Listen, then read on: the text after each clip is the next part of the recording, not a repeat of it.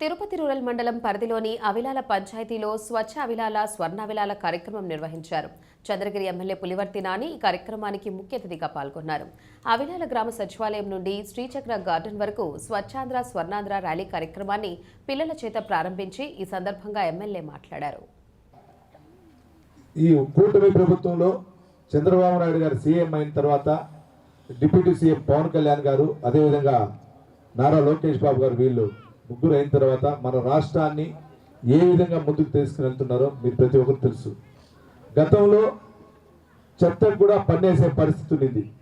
ఆ చెత్త ఎత్తాలంటే కూడా డబ్బిస్తేనే ఎత్తుతామనే పొజిషన్ నుంచి ఈరోజు చెత్తని మన పన్ను తీసేసి ప్రభుత్వ పరంగా ప్లస్ P4 విధానంలో ప్రజలు ప్రభుత్వం అంతా కలిసి, అంటే మన ఇంటి ముందు చెత్త మనం తీస్తే గ్రామంలో ఉండేటువంటి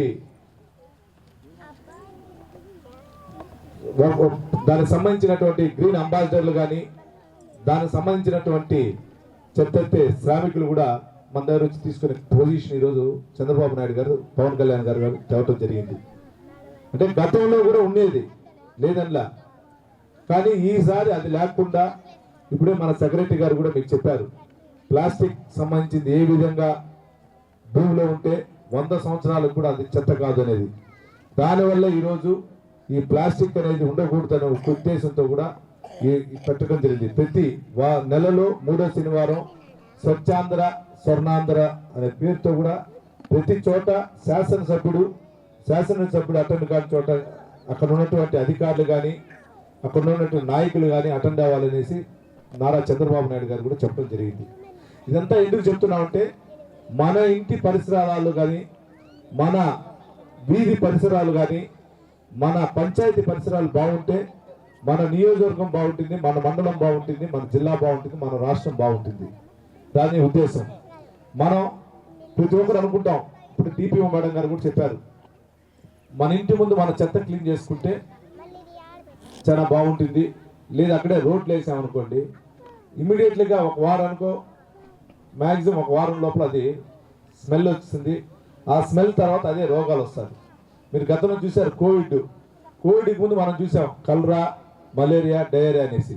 ఎన్నిటికి వచ్చేదంటే ఇటువంటి చెత్త. ఈ చెత్త దీంతో పాటు మురుగునీటి కాలువ, దీనివల్లే మనకు వచ్చేది.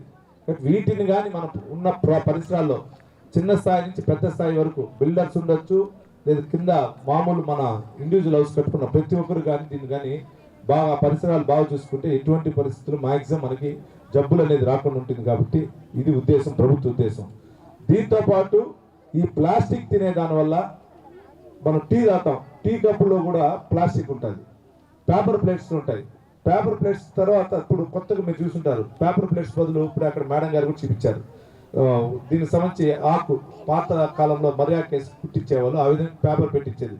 వీటిలో తింటే ఏం ప్రాబ్లం రాదు. అదే కానీ మన ప్లాస్టిక్ ప్లేట్లు తింటే ఇమ్మీడియట్లీగా కొన్ని రోజుల తర్వాత క్యాన్సర్ అనేది వస్తుంది. దీనికి కారణం ఏమంటే ఆ ప్లాస్టిక్ అనేది కరిగి తెలియకుండా మన బాడీలో ప్రవేశమైన దానివల్ల వస్తుంది. కాబట్టి ఈ ప్లాస్టిక్ అనే దాన్ని కానీ మనం అవాయిడ్ చేస్తే 100% మనందరూ జబ్బులు లేకుండా ఉంటామని కూడా తెలియజేసుకుంటున్నా. ముఖ్యంగా ఈ పార్కుకు సంబంధించినటువంటి చక్రా గార్డెన్ రవి ప్రకాష్ గారు కూడా ఇప్పుడు వచ్చినప్పుడు చెప్పాం, పార్క్కి మా కాంపౌండ్ హైట్ లేపాలని.